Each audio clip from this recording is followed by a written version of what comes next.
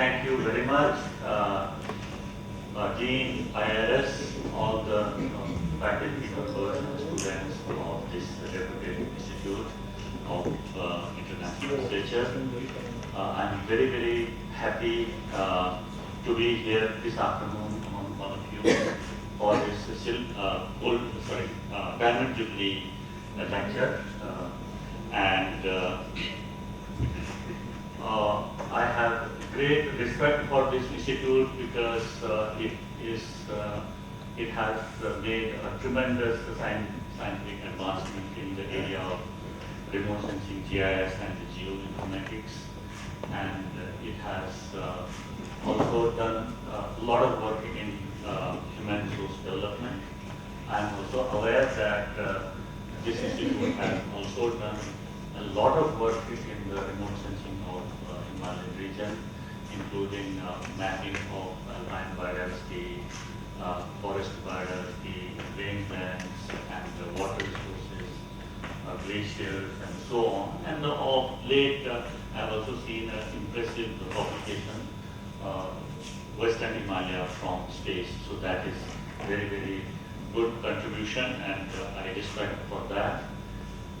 For today's lecture, I have chosen this title, Uttarakhand Trans-Himalaya, a geoecological perspective. I have deliberately chosen this topic because I believe that geoecology is an interdisciplinary science. It includes geography, geology, geomorphology, and different aspects of life sciences, including geobotany, geology, and so on. And of course, the contemporary biogeographic patterns and the causes and processes at different spatial temporal scales. So, keeping that in mind, I don't claim that I'll be covering all the aspects of geoecology, but from a very, very broad perspective, I am hoping that using this technology or this term, I'll be able to underline the importance of this science for our future research and so on. So,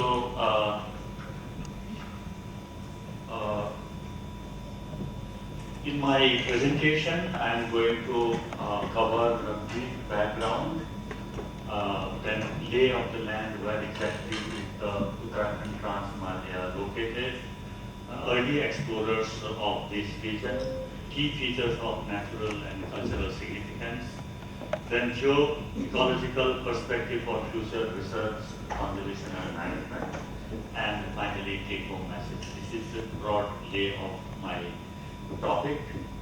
And to give you a brief background about this topic and why I became interested in Trans-Himalaya, I would like to say that I hail from a place called Munshari in northeastern corner of Uttarakhand state.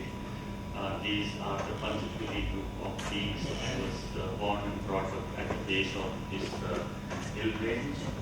And close to this place, close to my village, is a place called Bhatpura, which happened to be the birthplace of a famous explorer of 19th century, Rai Bahadur Pandit Nayan Singh Rao, CID, who disguised as Lama and explored the Tibetan plateau and surveyed entire Tibetan plateau and helped in mapping Tibetan plateau. He was trained in sextant and use of trigonometry for mapping, and also he used the Buddhist prayer wheel to hide the simple roll of paper, and where he used to mark the distance, and his distance were calibrated using the steps. For 2,000 steps was equal to 1 mile. So he traveled more than 2,000 kilometers across the Tibetan plateau and surveyed the source of Brahmaputra and the entire course. And later on walked to Ladakh and Central Asia and many other places. So as I grew up, I read the story of exploratory stories of Pandit Man Singh Rao, and I used to wonder what is behind this Panchkuli group of peaks. Many people would tell it is only China up behind this peak, but only later I came to know that I realized when I joined my research that there is still a large area, vast tract behind this peak of Panchkuli in the great shadow area, which is Trans-Himalaya. And as luck would have it, later on after finishing my master's degree, I joined Kumail University Nainital for my PhD. My teacher, late Professor Panti, he told me that many people are working in the floristics of Kumaon and Garhwal, but alpine area. While if you make, I was seeing a couple of maps for this area, which show the Trans-Himalayan area, be Nilang Valley or northern part of Nanda Devi National Park or Biosphère Reserve. Generally, the general description of most of the landscape units will be either barren land or ski slopes or moraines. But if you go to the site on a remote sensing imagery, it may look barren, but if you go to different areas, you have very, very small dwarf herbs and sages and lots of plant communities, which I call them latently available plant species. They will, because they have very, very short growing season, only in the month of July, August, they will emerge, complete their life cycle within a short period, and they will basically wither. Even plant bodies may not be dark green in color. The plants are woolly, grey or tomatoes in color, and they may not reflect a lot of chlorophyll. So that is how it's very difficult to detect the plant communities in many parts. And another very interesting part is the juxtaposition of very, very distinct communities, and let us say on a remote sensing imagery, let us say this may be 1 square kilometer area, and it may cover just a couple of pixels. They may reflect certain color, but on the ground it may represent lots of diversity, and particularly some groups of plants like sages, carex species, potentilla species, saxifraga, and species of coriander family, the Pleurosporum and so on. They are more diverse here, and in many places you have a couple of biological corridors or the areas between the Trans-Himalaya and Greater Himalaya, which also represent very, very interesting patterns of phytogeography. For example, this is my favorite ridge called Barjikang Ridge in east of Johar Valley, east of Milam Glacier, between Ralak Valley and Johar Valley. This small ridge of about half a kilometer area is more like a paradise for botanists, because if you traverse along this ridge, you will see in half a kilometer stretch more than 20 species of Saxifraga, one dwarf herb, which is very, very interesting.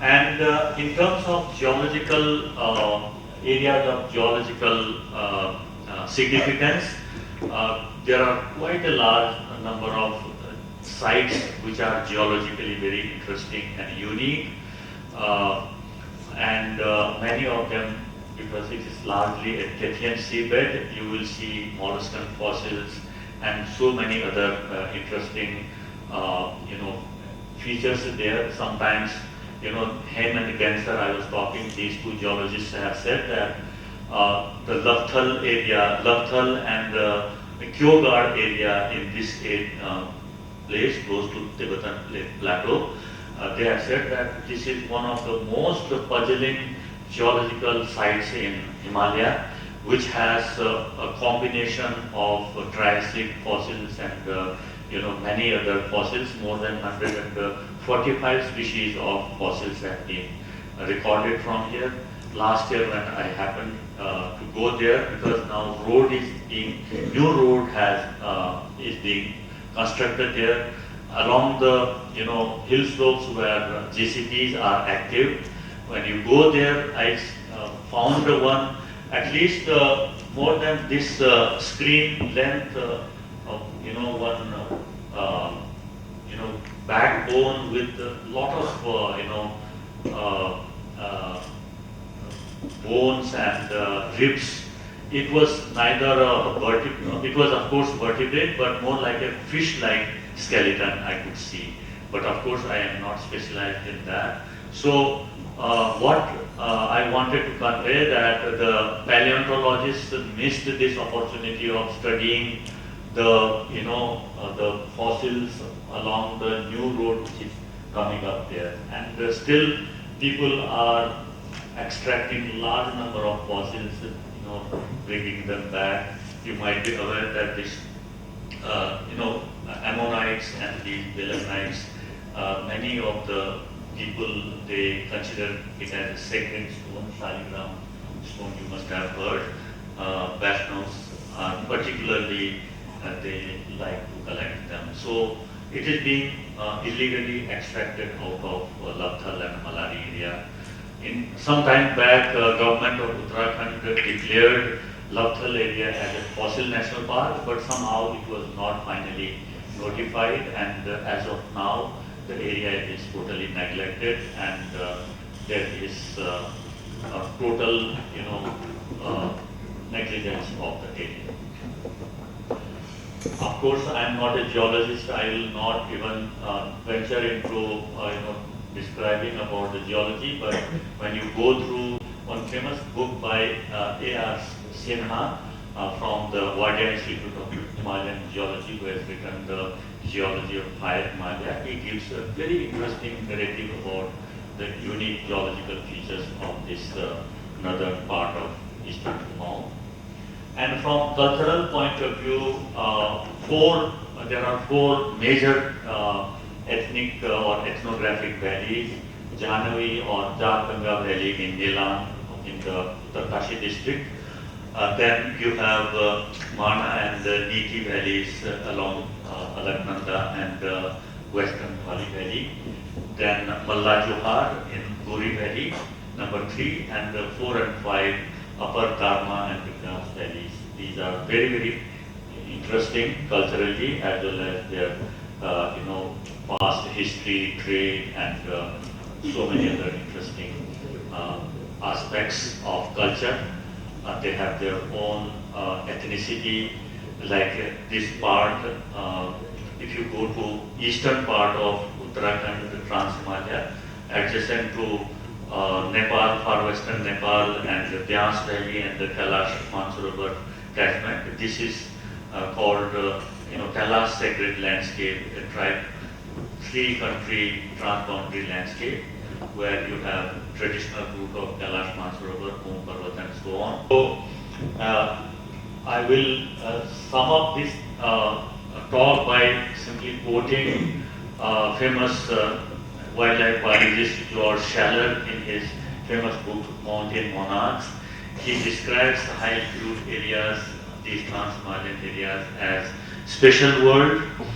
To quote him, at these heights, in this remote universe of stones and sky, the fauna and the flora of Pleistocene have endured, while many species of lower realms have vanished in the uproar of these elements. He further says that while we reach out for the stars, we need not neglect the flowers at our feet. So we must pay more attention to these remote corners of Himalaya.